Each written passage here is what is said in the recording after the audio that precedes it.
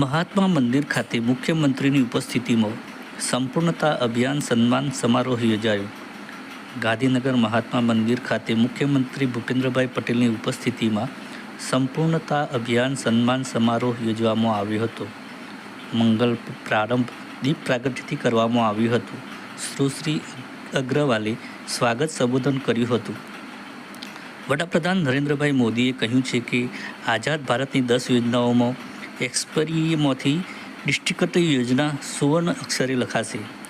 એક્સપેરિયલ block સેવા વિશેષ નાણાકીય યોજનાઓમાંથી એક્સપેરિયલમાંથી ઇમ્પેરિયલ સુધીમાં, જેમાં આરોગ્ય, પોષણ, કૃષિનો વિશેષ નાણાકીય જોગવાઈમાં કરવામાં આવ્યું છે.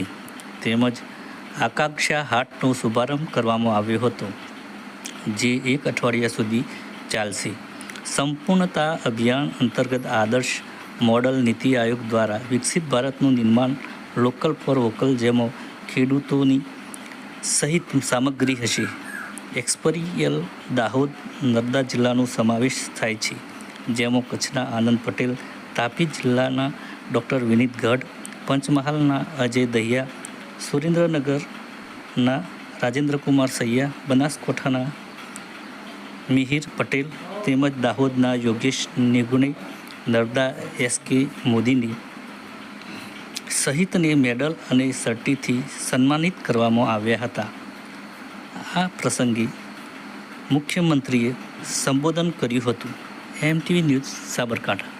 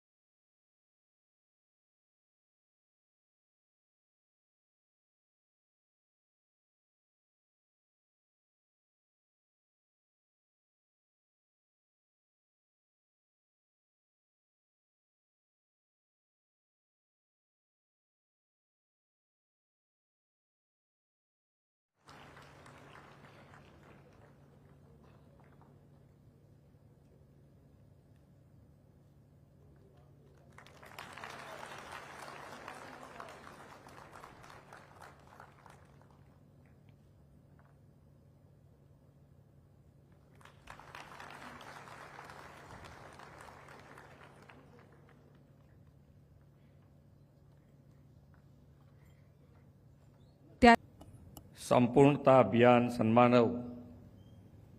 સન્માન સમારોહ કાર્યક્રમમાં આપણી સૌની સાથે મંચ ઉપર ઉપસ્થિત વિધાનસભાના અધ્યક્ષ શ્રી શંકરભાઈ ચૌધરી, રાજ્યના મુખ્ય સચિવ પંકજકુમાર જોશી, અધિક મુખ્ય સચિવ M.K. દાસ, નીતિ આયોગના એડિશનલ સેક્રેટરી શ્રી રોહિત કુમાર, આયોજન સચિવ શ્રીમતી આદ્રા અગ્રવાલ, આમંત્રિત સર્વ મહાનુભાવો, પ્રેસ મીડિયાના મિત્રો, સૌને મારા નમસ્કાર.